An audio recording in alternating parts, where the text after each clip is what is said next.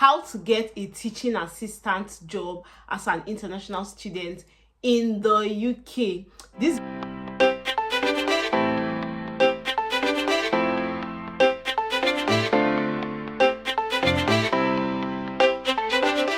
video is my most anticipated video. Like, a lot of people have asked me, please, oh, how do I get a teaching assistant job? How, in different forms, even via email. A lot of people have sent me emails asking these same questions. Fortunately, I've even made a video about it, detailing how I got mine.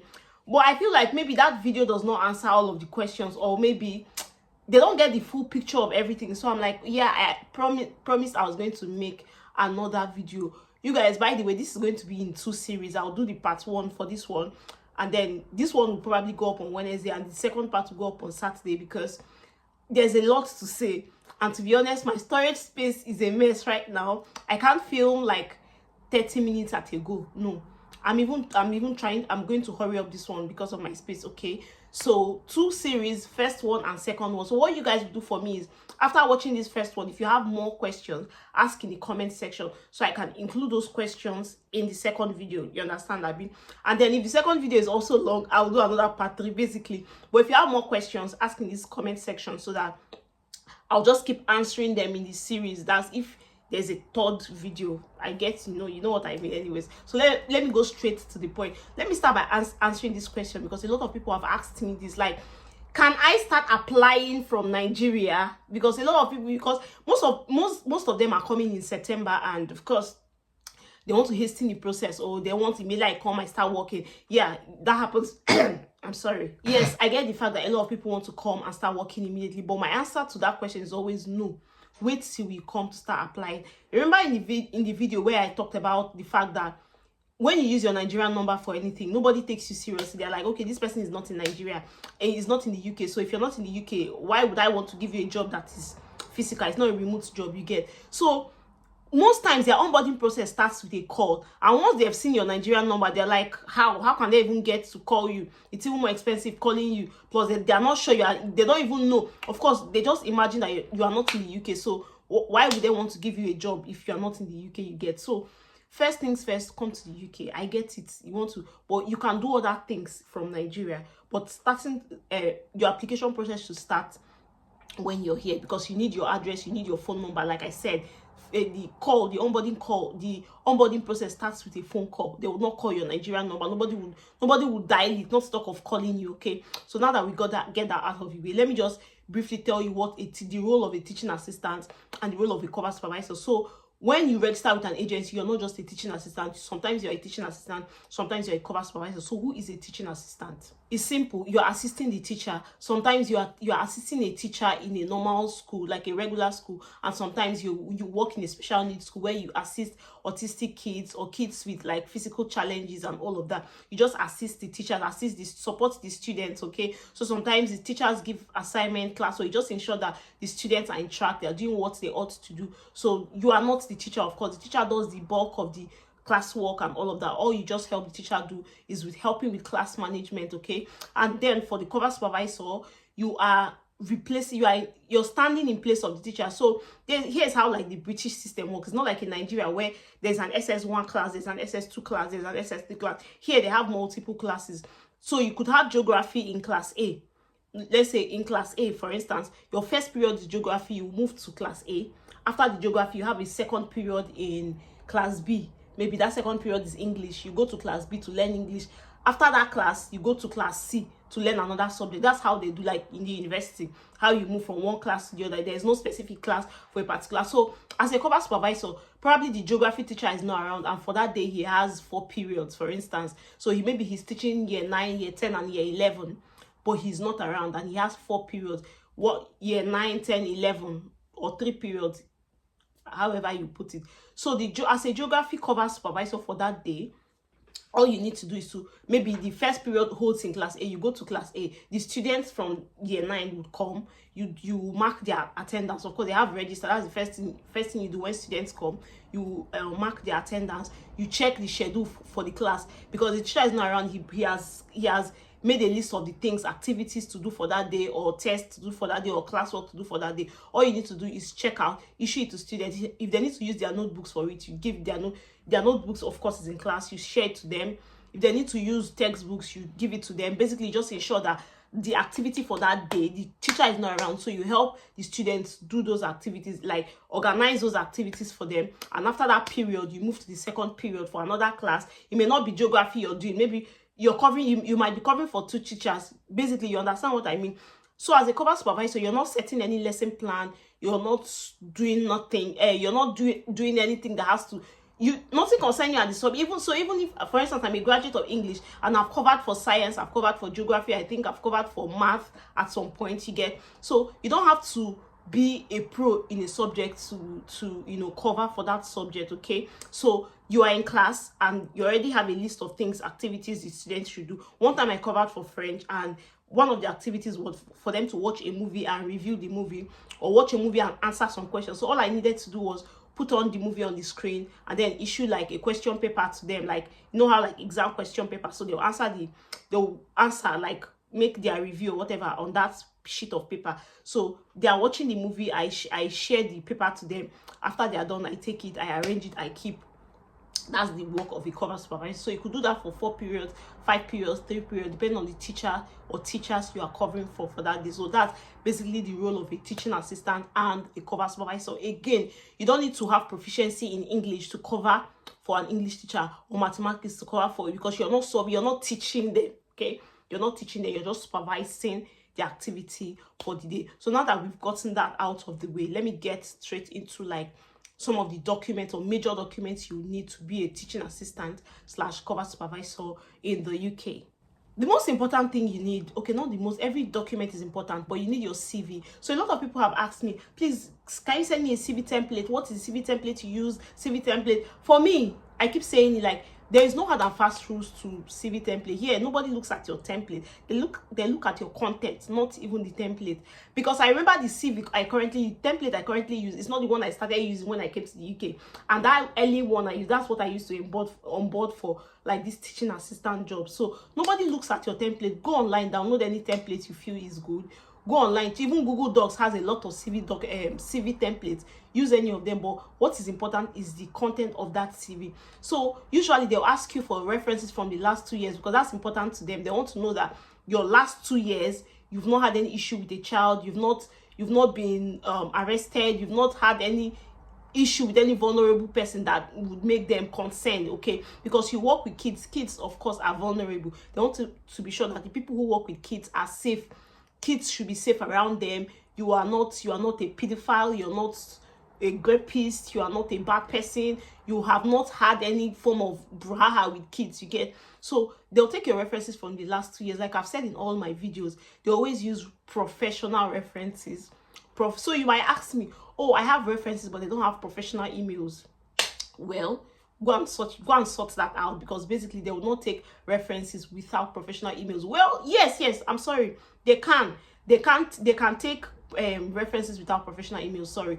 Well, it has to come from like a letterhead. So they'll ask you, for instance, if for a particular school, maybe say Checking International School, for instance, you want to use them as a reference, maybe the principal or something, and he doesn't have a professional email, he can actually use his school's letterhead to write a reference for you. Yes, they told me that at some point. So if they don't have a professional email, don't worry about that. Use the school's letterhead to write that reference for you, so they can accept that. Okay, yeah, that's what they told me then. But you don't take that letterhead doesn't come beforehand.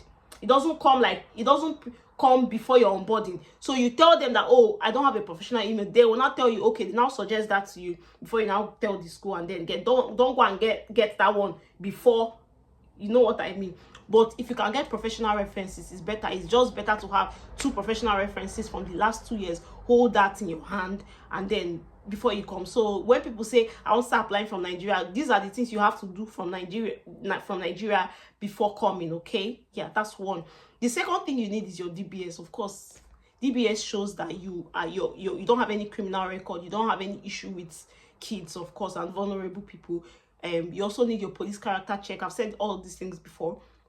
Police character check, because you are coming from a new country. They want to be sure that yes, so you are safe in the UK, you are correct, in your records are clear in the UK, and then from wherever you are coming from, your records are also clear. Okay, so you need that police character check from Nigeria. It's important. So if you can do it from Nigeria, these are also some of the things you should be thinking about doing from Nigeria, not apply, because process a lot of those documents. So your police character check, your DBS, your CV. So you also need your passport, of course, that one is a no-brainer. You also need your NI. That's why I said some of the things you should do immediately you can't come to the UK. You also need your NI, you need your birth certificate, you need your degree certificate, you need your share code, and a lot of other things they will ask you, but those things are, you know, common or normal documents you have. Okay, but the major thing is that DBS, police character check.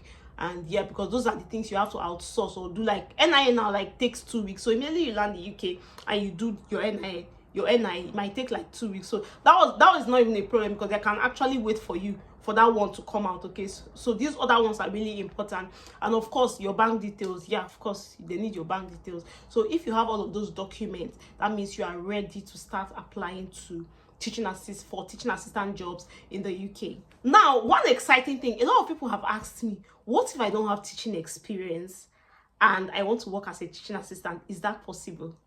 Come close. Well, yes, it is very possible, but you have to use your words. You're a graduate, Abby. So here's the thing. Even if you have informal teaching experience, that also counts, because I remember during my onboarding process, and you guys also tell me if you want me to answer some of the, or tell you some of the questions they will ask you during your onboarding.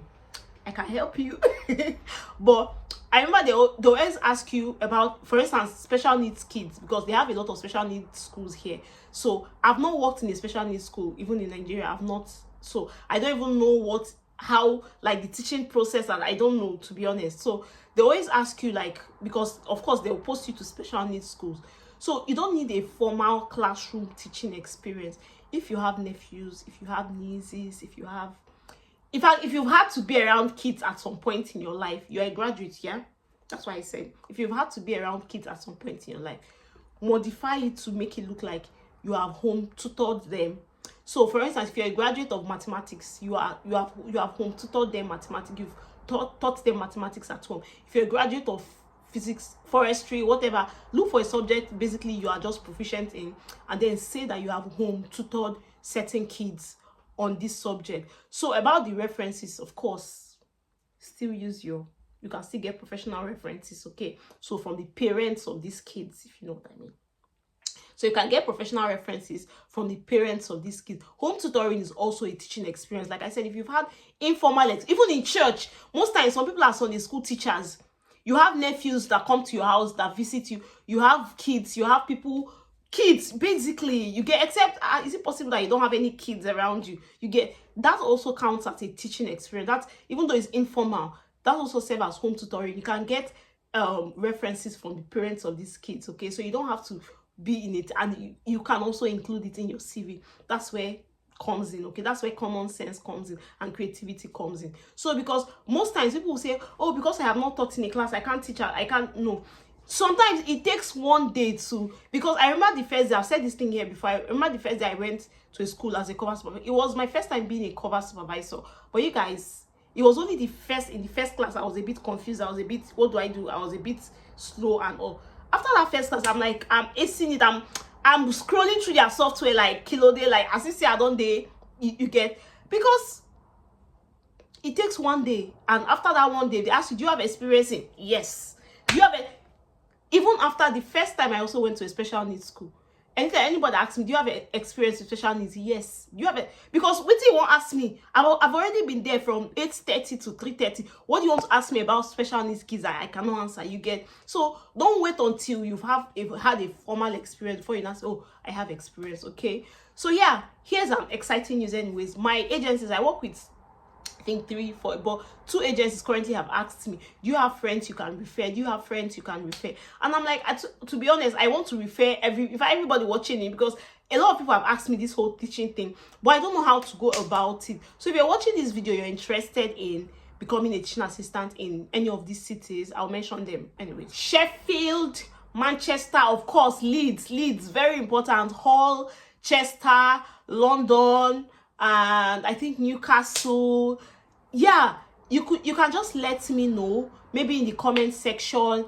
And to be honest, like I said, I don't know how to go about this. I don't know if I should just tell you guys like the names of these two teaching agencies that have asked me, so you can message them directly and then go ahead with the process if you are around those areas, or if you qualify and all. Or I should take your emails and then forward it to them.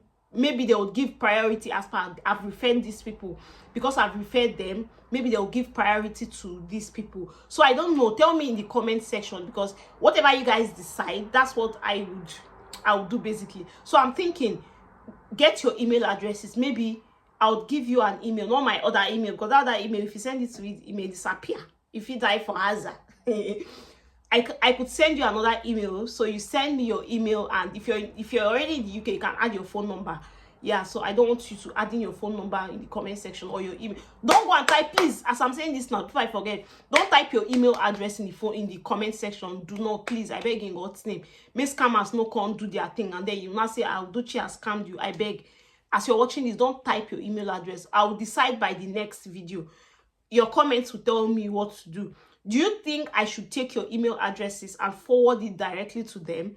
Or I should just tell you the names of these agencies? You can just go ahead to say, oh, don't you referred me, or something. What do you think is best? Okay. So either ways, they'll respond to you. Either ways, they'll respond to you, because they have asked me on phone and via email, do you have friends who might want to register with this agency? So if you're around these cities I have called, you let me know. Like I said, this video is going to come in 2 parts. The second part, I'll talk about the steps, like on how to start, from you having your CV, reaching out to agencies, and of course landing your job. And then if possible, if God wills, I can't remember some of the onboarding questions, but I'll just try to sit down and rack my head to remember some of the onboarding questions, and I could also get to, you know, do another video on some of the questions to expect. Okay, so yeah, basically that's it for this particular section, and I'll see you in next one. Am I forgetting something?